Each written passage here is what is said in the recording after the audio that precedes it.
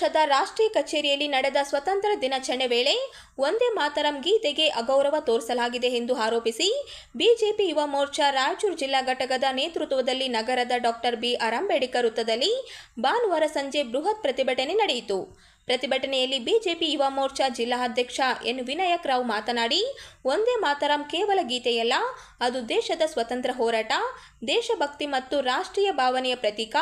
ಇಂತಹ ಗೀತೆಗೆ ಅಗೌರವ ತೋರುವುದು ಕೋಟ್ಯಾಂತರ ಭಾರತೀಯ ಭಾವನೆಗಳಿಗೆ ಧಕ್ಕೆ ಉಂಟು ಮಾಡುತ್ತದೆ ಎಂದು ಆಕ್ರೋಶ ವ್ಯಕ್ತಪಡಿಸಿದರು. ಕಾಂಗ್ರೆಸ್ ರಾಷ್ಟ್ರೀಯ ಕಚೇರಿಯಲ್ಲಿ ನಡೆದ ಕಾರ್ಯಕ್ರಮದ ವಿಡಿಯೋ ಹಾಗೂ ಈ ಕುರಿತು ಪ್ರಕಟವಾದ ವರದಿಗಳನ್ನು ಉಲ್ಲೇಖಿಸಿದ ಬಿಜೆಪಿ ಮುಖಂಡರು, ರಾಷ್ಟ್ರೀಯ ಗೌರವವನ್ನು ಕಾಪಾಡುವುದು ಪ್ರತಿಯೊಬ್ಬ ಭಾರತೀಯ ಕರ್ತವ್ಯ ಎಂದು ಹೇಳಿದರು. ವಂದೇ ಮಾತರಂಗೆ ಗೌರವ ನೀಡುವ ವಿಚಾರದಲ್ಲಿ ಯಾವುದೇ ರಾಜಕೀಯ ಭೇದ ಭಾವ ಇರಬಾರದು ಎಂದು ಆಗ್ರಹಿಸಿದರು.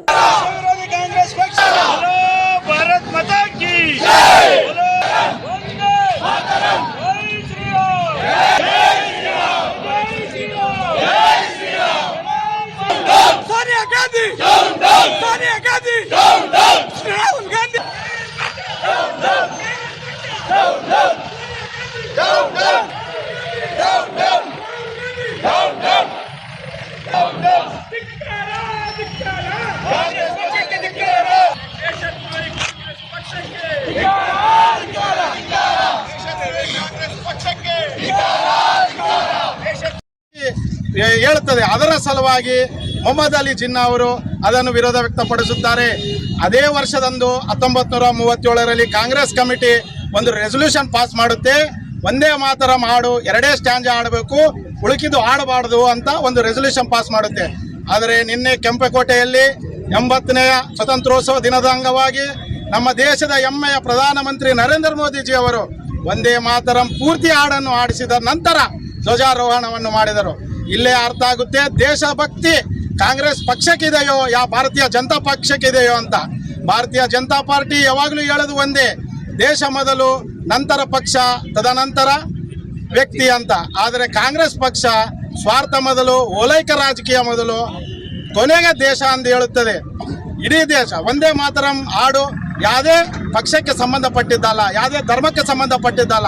ವಂದೇ ಮಾತರಂ ಹಾಡು ಒಂದು ಸ್ವತಂತ್ರ ಹೋರಾಟ ಸಲುವಾಗಿ, ಒಂದು ಸಾರ್ವಜನಿಕರ ಕಿಚ್ಚಬಿಸುವ ಸಲುವಾಗಿ ಆಡಿದ ಹಾಡು. ಅಂತ ಹಾಡನ್ನು ಇವತ್ತು ಕಾಂಗ್ರೆಸ್ ಪಕ್ಷ ವಿರೋಧ ವ್ಯಕ್ತಪಡಿಸುತ್ತೆ ಅಂದರೆ ಇಲ್ಲೇ ಅರ್ಥ ಆಗುತ್ತೆ ಅವರಿಗೆ ಓಲೈಕ ರಾಜಕಾರಣ ಮುಖ್ಯ, ಆಗಲೇ ದೇಶ ಅಲ್ಲ ಅಂತ. ಸೋನಿಯಾ ಗಾಂಧಿ, ರಾಹುಲ್ ಗಾಂಧಿ ಮತ್ತು ಕರ್ನಾಟಕ ಕಾಂಗ್ರೆಸ್ ಪಕ್ಷ ಇಡೀ ದೇಶದ ಜನತೆಗೆ ಕ್ಷಮಾಪಣೆ ಕೇಳಬೇಕು ಎಂದೇಳಿ ಇವತ್ತು ಯುವ ಮೋರ್ಚಾ ವತಿಯಿಂದ ನಾವು ಆಗ್ರಹಿಸುತ್ತಿದ್ದೇವೆ. ದೆಹಲಿಯಲ್ಲಿ ಕಾಂಗ್ರೆಸ್ ಪಕ್ಷದ ಕೇಂದ್ರ ಕಚೇರಿಯಲ್ಲಿ ನಡೆದ ಧ್ವಜಾರೋಹಣ ಕಾರ್ಯಕ್ರಮದಲ್ಲಿ ವಂದೇ ಮಾತರಂ ಗೀತೆ ಹಾಡುವಾಗ ಕಾಂಗ್ರೆಸ್ ಪಕ್ಷದ ನಾಯಕರುಗಳಾದ ರಾಹುಲ್ ಗಾಂಧಿ, ಸೋನಿಯಾ ಗಾಂಧಿ ಅವರು ದುರುದ್ದೇಶಪೂರ್ವಕವಾಗಿ ವಂದೇ ಮಾತರಂ ಗೀತೆಯನ್ನ ನಿಲ್ಲಿಸುವ ಪ್ರಯತ್ನ ಮಾಡಿದ್ರು. ಇದು ದೇಶಕ್ಕೆ ಅವರು ಮಾಡಿರುವಂತ ದೊಡ್ಡ ದ್ರೋಹ ಮತ್ತು ಅಪರಾಧ. ಇದು ಮೊದಲೆಲ್ಲ ಕಾಂಗ್ರೆಸ್ ಸ್ವತಂತ್ರ ಪೂರ್ವದಿಂದಲೂ ಯಾವಾಗಲೂ ವಂದೇ ಮಾತರಂನ ವಿರೋಧ ಮಾಡುತ್ತಾ ಬಂದಿದೆ. ವಂದೇ ಮಾತರಂ ಇವರಿಗೆ ಕೇವಲ ಇದನ್ನ ತಾಯಿ ದುರ್ಗೆ ರೂಪದಲ್ಲಿ ಮತ್ತು ಹಿಂದೂಗಳ ಭಾವನೆಯನ್ನ ವಂದೇ ಮಾತರಂ ಅಲ್ಲಿ ಇರೋ ಒಂದು ಕಾರಣಕ್ಕೆ ಕಾಂಗ್ರೆಸ್ ಪಕ್ಷ ಇದನ್ನ ವಿರೋಧ ಮಾಡ್ತಾ ಇದೆ. ಕಳೆದ ಸ್ವತಂತ್ರ ಸಿಕ್ಕು 75 ವರ್ಷಗಳ ನಂತರ ಈ ಏನು ಸಾಂವಿಧಾನಿಕ ಮಾನ್ಯತೆ ಮತ್ತು ಸಾಂವಿಧಾನಿಕ ರಕ್ಷಣೆ ಕೊಡಬೇಕಾದ್ರೆ ಅದಕ್ಕೆ ಭಾರತೀಯ ಜನತಾ ಪಕ್ಷ ಅಧಿಕಾರಕ್ಕೆ ಬರಬೇಕಾಯ್ತು. ಇಂದು ಮಾನ್ಯ ಮೋದಿ ಅವರ ಸರ್ಕಾರ ವಂದೇ ಮಾತರಂಗೆ ಸಂವಿಧಾನಿಕ ರಕ್ಷಣೆ ಕೊಟ್ಟಿದೆ. ಇವತ್ತು ಎಲ್ಲಾ ಕಡೆ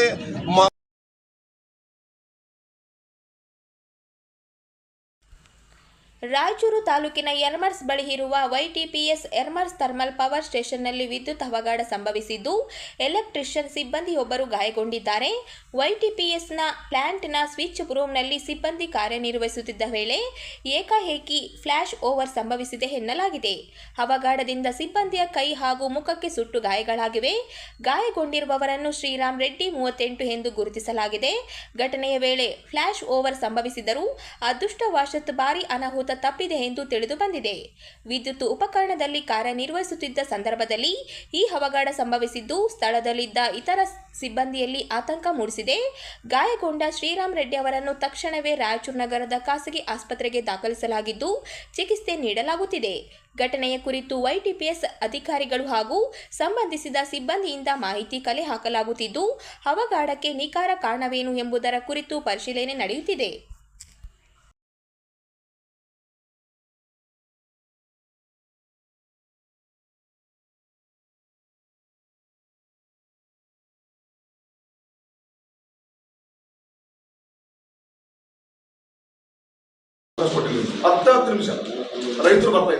ಜಿಲ್ಲೆಗೆ ಸಚಿವ ಸ್ಥಾನ ವಂಚನೆ ವಿರುದ್ಧ ದಿನಾಂಕ 15ರಂದು ಉಸ್ತುವಾರಿ ಸಚಿವ ಅಜಯ್ ಸಿಂಗ್ ಗೋ ಬ್ಯಾಕ್ ಹೋರಾಟ ಜಿಲ್ಲೆಯ ಸ್ವಾಭಿಮಾನಿ ರಾಜ್ಗೆ ಪ್ರತೀಕವಾಗಿದ್ದು, ಇದಕ್ಕೆ ಸ್ಥಳೀಯ ಆಡಳಿತ ಪಕ್ಷದ ಶಾಸಕರು, ಪರಿಷತ್ತು ಸದಸ್ಯರು ಧ್ವನಿಗೂಡಿಸದಿರುವುದು ಅವರ ಗುಲಾಮಗಿರಿಗೆ ನಿದರ್ಶನವಾಗಿದೆ ಎಂದು ಹೋರಾಟಗಾರರು ಆರೋಪಿಸಿದರು. ಇಂದು ನಗರ ವೇದಿಕೆ, ಕರ್ನಾಟಕ ರಕ್ಷಣಾ ವೇದಿಕೆ, ಶ್ರೀ ಹಾಗೂ ದಲಿತ ಮತ್ತು ದಲಿತ ಪರ ಸಂಘಟನೆಗಳ ಜಂಟಿ ಸುದ್ದಿಗೋಷ್ಠಿಯನ್ನು ಉದ್ದೇಶಿಸಿ ಮಾತನಾಡಿದ ಎಸ್ ಮಾರಪ್ಪ ಅವರು ಮಾತನಾಡಿದರು. ಜಿಲ್ಲೆಯ ಜನ ಅನ್ಯಾಯ ಜಿಲ್ಲೆಯ ಉಸ್ತುವಾರಿ ಸಚಿವರನ್ನು ಒಪ್ಪುವುದಿಲ್ಲ ಎನ್ನುವ ಸಂದೇಶವನ್ನು ಈ ಹೋರಾಟದ ಮೂಲಕ ನೀಡಲಾಗಿದೆ.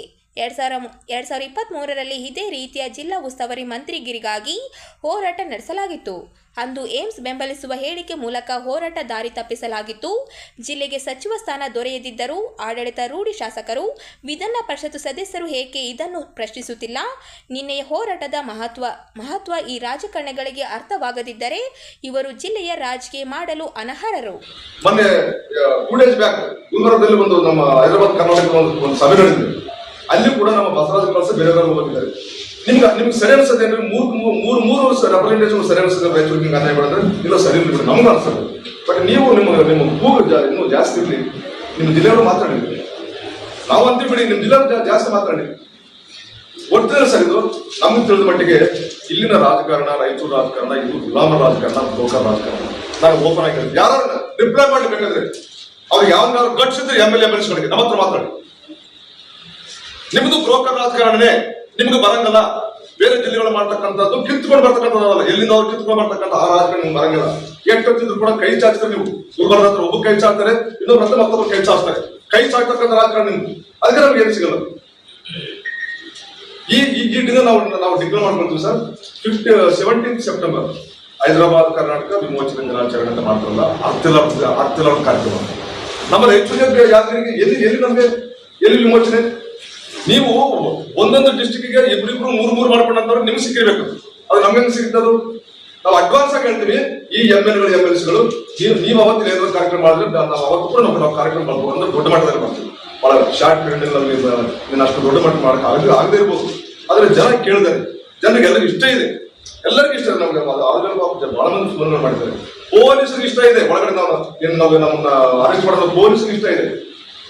ಅವರು ತುಂಬಾ ಖುಷಿ ಪಟ್ಟರಿಲ್ಲ, ಇದು ಮಾಡ್ಬೇಕಾದ್ರೆ ನಮ್ ಬ್ಯಾಡ್ ಸರ್ ನಮ್ಗೆ ಮಾತಾಡಬೇಕಾದ್ರೆ. ಹಂಗಾಗಿ ನಮ್ಗೆ 17th ಸೆಪ್ಟೆಂಬರ್ ಹೈದರಾಬಾದ್ ದಿನಾಚರಣೆಯನ್ನು ಯಾರಾದ್ರೂ ಮಾಡ್ಲಿಕ್ಕೆ ಬಂದ್ರೆ ಅವ್ರನ್ನ ಪ್ರಶ್ನೆ ಮಾಡ್ತಕ್ಕಂಥದ್ದು ಇರ್ತದೆ. ಮತ್ತೆ ಈ ಆದೇಶ ಬಂದಂತೆ ಮತ್ತೆ ಗೆರವೆ ನಮ್ಮ ಬರಬಾರ್ದು. ಯಾಕೆ ಬರ್ಬೇಕು ನೀವು? ಕಾಂಗ್ರೆಸ್ ಪಕ್ಷದ 8 ಜನ ಶಾಸಕರು ಇಟ್ಕೊಂಡು ನಮಗೆ ಮಂತ್ರಿ ಸ್ಥಾನ ಕೊಡೋದ್ರೆ ಹೋಗ್ಲಿ. ಇವರು 8 ಜನಕ್ಕಾದ್ರೂ ಒಂದು ಕಾಂಗ್ರೆಸ್ ಅನ್ನ ತಿಂತೀವಿ, ನಮ್ಮ ಉಸ್ತುವಾರಿಗೆ ಬೇಡ ಅಂತಕ್ಕಂಥ ಒಂದು ಸ್ವಾಭಿಮಾನ ಇಲ್ಲ ಇವರಿಗೆ. ನಮ್ಮನ್ನು ಕರೆಸಿ ಮಾತಾಡಬೇಕಂತ ಪೊಲೀಸರೇ ಬಂದು ಮಾತಾಡ್ಬೇಕು. ನಮಗೆ ಪೊಲೀಸರೇ ಬಂದು ಕೇಳಬೇಕಾ? ಅಂದ್ರೆ ನೀವು ನಿಮ್ಮ ಸೀಟಿಗಾಗಿ ನೋಡ್ರಿ, ಪ್ರತಿ ಜಿಲ್ಲೆಗಳಲ್ಲೂ ಗುಂಪುಗಾರಿಕೆ ಇದೆ. ನಮ್ಮ ಜಿಲ್ಲೆಯಲ್ಲೇ ಗುಂಪುಗಾರಿಕೆ ಇದೆ ಅಂತ ಹೇಳೋದಿಲ್ಲ ನಾವು. ಆದರೂ ಕೂಡ ನಮ್ಗೆ ಮಂತ್ರಿ ಸ್ಥಾನ ಕೊಡಬೇಕಾಗಿತ್ತು, ಕೊಡ್ಲೇಬೇಕು. ಇವತ್ತು 2016 ಹನುಮಂತಪ್ಪ ಅಲ್ಕೋಡ್ ಅವರು ಆದ್ಮೇಲೆ ನಡೋ ಸ್ವಲ್ಪ ದಿನ ನಮ್ಮ ವೆಂಕಟಗೌಡ ಹಾಕಿದ್ರೆ ವೆಂಕಟರಮಣ ಇದ್ದಾರೆ ಅಷ್ಟೇ. ಅದು ಬಿಟ್ಟರೆ ಇಲ್ಲಿ ಉಸ್ತುವಾರಿ ಸಚಿವರುಗಳೇ ಇಲ್ಲ. ಇಲ್ಲಿ ಉಸ್ತುವಾರಿ ಸಚಿವರು ಬೋಸರಾಜ್ ಕೊಟ್ಟರೆ ಉಸ್ತುವಾರಿ ಕೊಟ್ಟರು ಅವ್ರಿಗೆ. ನಮಗೆ ಮತ್ತೆ ಅದೇ ಶರಣ್ ಪ್ರಕಾಶ್, ಯಾವುದು ಕೆಲಸಕ್ಕೆ ಬರಲಾರದ ಶರಣ್ ಪ್ರಕಾಶ್. ನಮ್ಮಲ್ಲಿ ಇರ್ತಕ್ಕಂಥ ಏನನ್ನ ಯಾವ್ದಾದ್ರು ಆಸ್ಪತ್ರೆಗಳು ಬಂದ್ರೆ ಅದನ್ನ ಕಲಬುರಗಿ ತಗೊಳ್ತಕ್ಕಂಥ ಕಾರ್ಯ ಏನೇನು ಇಲ್ಲ. ಹೀಗಾಗಿ ಇನ್ನು ಮುಂದೆ ಯಾವುದೇ ಸಚಿವರು ಅಂದ್ರೆ ಸಚಿವರುಗಳು ಬಂದ್ರೆ ಗೆರವಾಗಕ್ಕೆ ಮಾತ್ರ ಸತ್ಯ. ಅವ್ರು KDP ಮೀಟಿಂಗ್ ಬರ್ಲಿ, ಯಾವ್ದಾದ್ರು ಕ್ಯಾಲಿಕ್ ಬಂದ್ರು ಕೂಡ ಇನ್ಮೇಲೆ ಬಿಡೋದಿಲ್ಲ ಅಂತಕ್ಕಂಥನ ಬಹಳ ನಿರ್ದಾಕ್ಷಿಣ ಹೇಳದಾಗ ಇದೇ ರಾಜಕಾರಣಿಗಳು ಕಾಂಗ್ರೆಸ್ ಸರ್ಕಾರ ಬೋಸರಾಜ್ ಅವರು ನೇತೃತ್ವದಲ್ಲಿ ಸಭೆ ಹೋಗಿ ಬಂಗಾರಪ್ಪ ಕೂಡ ಸಸ್ಪೆಂಡ್ ಮಾಡಿದ ಇತಿಹಾಸ ಇದೆ. ಯಾರು ಹೇಳ್ತಾರಲ್ಲ ಅಧಿಕಾರಿಗಳು ಮಾಡಿದ್ರೆ ಅವ್ರ ವಿರುದ್ಧ ಮಾಡ್ತಾರ, ನಮ್ಮ ವಿರುದ್ಧ ಫಿಕ್ರ್ ಮಾಡೋಕ್ಕಾಗಲ್ಲ, ನಾವು ಗಟ್ಟಿಯಾಗಿದ್ದೀವಿ ಅಂತೇಳಿ. ನಮ್ಗಿಂತ ಸೆಕೆಂಡ್ ಲೈನ್ ಇನ್ನೊಬ್ಬರು ಬ್ರೋಕರ್ಗಳನ್ನ ಇದು ಮಾಡ್ತಾ ಇದ್ದಾರೆ, ಮೇಂಟೈನ್ ಮಾಡ್ತಾರೆ, ಅದನ್ನು ಮಾಡೋಕ್ಕಾಗಲ್ಲ ಅವ್ರಿಗೆ. ಹಲವಾರು ಸಂಘಟನೆಗಳು ಮಾಡಿದ್ದಾರೆ, ನಮ್ಮಂಥವ್ರು ಮಾಡೋಕ್ಕಾಗಲ್ಲ. 94ರಲ್ಲಿ ಬಂಗಾರಪ್ಪ ಸರ್ಕಾರದಾಗ ತಮಗೆಲ್ಲ ಗೊತ್ತಿದೆ, ಸಸ್ಪೆಂಡ್ ಮಾಡಿದ್ರು ಸರ್. ಮದರ್ ಗೋಪಾಲ್ ಇಲ್ಲೇ ಇರ್ಬೇಕಂತ ಹೋರಾಟ ಮಾಡಿದ್ರು, ಹಿಡಿಸ್ತಾರೆ, ಕಳಿಸ್ಬಿಟ್ರಂತ. ಅವತ್ತು ಅವ್ರು ಏನ್ ಮಾಡಿದ್ರು, ಜಿಲ್ಲಾಧಿಕಾರಿಗಳನ್ನ ಅಂತಪರ ವಿರುದ್ಧ ವರದಿ ಸಲ್ಲಿಸಿದ್ರು ಅವರು. ಆ ಪರಿಸ್ಥಿತಿ ರೈತರಲ್ಲಿ.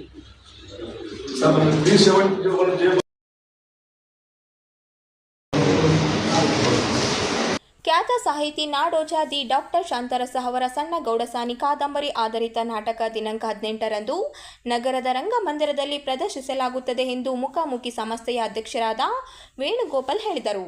ಅವರಿಂದು ಸುದ್ದಿಗಾರರೊಂದಿಗೆ ಮಾತನಾಡುತ್ತಾ ಸ್ವತಂತ್ರ ಪೂರ್ವ ಹೈದರಾಬಾದ್ ಕರ್ನಾಟಕದ ಗ್ರಾಮೀಣ ಬದುಕು, ಸಾಮಾಜಿಕ ವ್ಯವಸ್ಥೆ ಹಾಗೂ ರಾಜಕೀಯ ಆರ್ಥಿಕ ಸ್ಥಿತಿಗತಿಗಳನ್ನು ಅನಾವರಣಗೊಳಿಸುವ ಸಣ್ಣ ಗೌಡಸಾನಿ ನಾಟಕದ ಕಥಾವಸ್ತು ಆಗಿದೆ. ಈ ಕಾದಂಬರಿಗೆ ಮಹಾಂತೇಶ ನವಲಕಲ್ಲವರು ಅಂಗರೂಪ ನೀಡಿದ್ದು, ಪ್ರವೀಣ್ ರೆಡ್ಡಿ ಗುಂಜಳ್ಳಿ ರಂಗಪಾಟ್ಯ ಹಾಗೂ ವಿನ್ಯಾಸ ಸಿದ್ಧಪಡಿಸಿ ನಿರ್ದೇಶನ ಮಾಡಿದ್ದಾರೆ. ರಾಘವ ಕುಮಾರ ಸಂಗೀತ ಸಂಯೋಜನೆ ಮಾಡಿದ್ದಾರೆ. ಕನ್ನಡ ಸಾಹಿತ್ಯ ನಾಟಕ ಪ್ರದರ್ಶನ, ಗಜಲ್, ಕತೆ, ಕಾದಂಬರಿ, ನಾಟಕ, ಸಂಶೋಧನೆ ಹಾಗೂ ಅನುವಾದ ಕ್ಷೇತ್ರಗಳಿಗೆ ಮಹತ್ವದ ಕೊಡುಗೆ ನೀಡಿರುವ ನಾಡೋಜ ಶಾಂತರಸ ಸಾಹಿತ್ಯ, ಸಾಮಾಜಿಕ ಮತ್ತು ಸಾಂಸ್ಕೃತಿಕ ಮಹತ್ವವನ್ನು ರಂಗಭೂಮಿಯ ಮೂಲಕ ಪ್ರೇಕ್ಷಕರಿಗೆ ಪರಿಚಯಿಸುವ ಉದ್ದೇಶದಿಂದ ಈ ನಾಟಕವನ್ನು ಸಿದ್ಧಪಡಿಸಲಾಗಿದೆ. ರಂಗಮಂದಿರದಲ್ಲಿ ಪ್ರದರ್ಶನಗೊಳ್ಳಲಿದೆ. ಕನ್ನಡ ಮತ್ತು ಸಂಸ್ಕೃತಿ ಇಲಾಖೆ ರಾಯಚೂರು, ರಂಗಾಯಣ ಕಲಬುರಗಿ ಹಾಗೂ ಮುಖಾಮುಖಿ ರಂಗ ಸಂಸ್ಥೆ ರಾಯಚೂರು ಸಹಯೋಗದಲ್ಲಿ ನಾಟಕ ಪ್ರದರ್ಶನ ಆಯೋಜಿಸಲಾಗಿದೆ ಎಂದು ಮುಖಾಮುಖಿ ರಂಗ ಸಂಸ್ಥೆಯ ಅಧ್ಯಕ್ಷ ವೇಣುಗೋಪಾಲ್ ತಿಳಿಸಿದ್ದಾರೆ. ನಾಡೋಜ ಶಾಂತರಸರ ಸಣ್ಣ ಗೌಡಸಾನಿ ಕಾದಂಬರಿ ಆಧರಿಸಿ ಮಹಾಂತೇಶ್ ನವಲ್ಕರ್ ಅವರು ರಂಗರೂಪ ನೀಡಿದ್ದು, ಪ್ರವೀಣ್ ರೆಡ್ಡಿ ಗುಂಜಳ್ಳಿ ರಂಗಪಠ್ಯ ಹಾಗೂ ವಿನ್ಯಾಸ ಸಿದ್ಧಪಡಿಸಿ ನಿರ್ದೇಶನ ಮಾಡಿದ್ದಾರೆ. ರಾಘವ ಕುಮಾರ್ ಸಂಗೀತ ಸಂಯೋಜನೆ ಮಾಡಿದ್ದಾರೆ. ಕನ್ನಡ ಸಾಹಿತ್ಯ, ಗಜಲ್, ಕತೆ, ಕಾದಂಬರಿ, ನಾಟಕ, ಸಂಶೋಧನೆ ಹಾಗೂ ಅನುವಾದ ಕ್ಷೇತ್ರಗಳಿಗೆ ಮಹತ್ವದ ಕೊಡುಗೆ ನೀಡಿರುವ ನಾಡೋಜ ಶಾಂತರಸರ ಸಾಹಿತ್ಯ, ಸಾಮಾಜಿಕ ಮತ್ತು ಸಾಂಸ್ಕೃತಿಕ ಮಹತ್ವವನ್ನು ರಂಗಭೂಮಿಯ ಮೂಲಕ ಪ್ರೇಕ್ಷಕರಿಗೆ ಪರಿಚಯಿಸುವ ಉದ್ದೇಶದಿಂದ ಈ ನಾಟಕ ಸಿದ್ಧಪಡಿಸಲಾಗಿದೆ. ಸಣ್ಣ ಗೌಡಸಾನಿ ಕಾದಂಬರಿಯ ಹೈದರಾಬಾದ್ ಕರ್ನಾಟಕ ಗ್ರಾಮೀಣ ಜೀವನ, ಮಾನವ ಸಂಬಂಧಗಳ ಸಂಕೀರ್ಣತೆ, ಸಾಮಾಜಿಕ ದೌರ್ಬಲ್ಯಗಳ ರಾಜಕೀಯ ಪರಿಣಾಮಗಳು ಹಾಗೂ ಮಾನವೀಯತೆ ಮೌಲ್ಯಗಳು ಪರಿಣಾಮಕಾರಿಯಾಗಿ ಕಟ್ಟಿಕೊಡುತ್ತದೆ. ಶಾಂತರಸರ ಸಾಹಿತ್ಯ, ಸಾಮಾಜಿಕ ಮತ್ತು ಸಾಂಸ್ಕೃತಿಕ ಮಹತ್ವವನ್ನು ರಂಗಭೂಮಿ ಮೂಲಕ ಪ್ರೇಕ್ಷಕರಿಗೆ ತಲುಪಿಸುವ ಉದ್ದೇಶದಿಂದ ನಾಟಕವನ್ನು ರೂಪಿಸಲಾಗಿದೆ. ಕಾರ್ಯಕ್ರಮದಲ್ಲಿ ಹಿರಿಯ ಹೋರಾಟಗಾರರಾದ ಭಾಷಣ ಸೃಷ್ಟಿ ಉದ್ಘಾಟಿಸಿದ್ದು, ಹಿರಿಯ ಚಿಂತಕರಾದ ಡಾಕ್ಟರ್ ಬಸವರಾಜ್ ಕಳಸ ಹಾಗೂ ಕನ್ನಡ ಮತ್ತು ಸಂಸ್ಕೃತಿ ಇಲಾಖೆ ಸಹಾಯಕ ನಿರ್ದೇಶಕಿ ಉತ್ತರಾದೇವಿ ಮುಖ್ಯ ಅತಿಥಿಗಳಾಗಿ ಭಾಗವಹಿಸಲಿದ್ದಾರೆ. ರಂಗಾಯಣ ಕಲಬುರಗಿ ನಿರ್ದೇಶಕ ಡಾಕ್ಟರ್ ಸುಜಾತಾ ಜಂಗಮಶೆಟ್ಟಿ ಅಧ್ಯಕ್ಷ ವಹಿಸಲಿದ್ದಾರೆ. ರಾಯಚೂರಿನ ಕಲಾಭಿಮಾನಿಗಳು ಹಾಗೂ ಸಾರ್ವಜನಿಕರು ಹೆಚ್ಚಿನ ಸಂಖ್ಯೆಯಲ್ಲಿ ಆಗಮಿಸಿ ನಾಟಕ ವೀಕ್ಷಿಸುವಂತೆ ಆಯೋಜಕರು ಮನವಿ ಮಾಡಿದ್ದಾರೆ.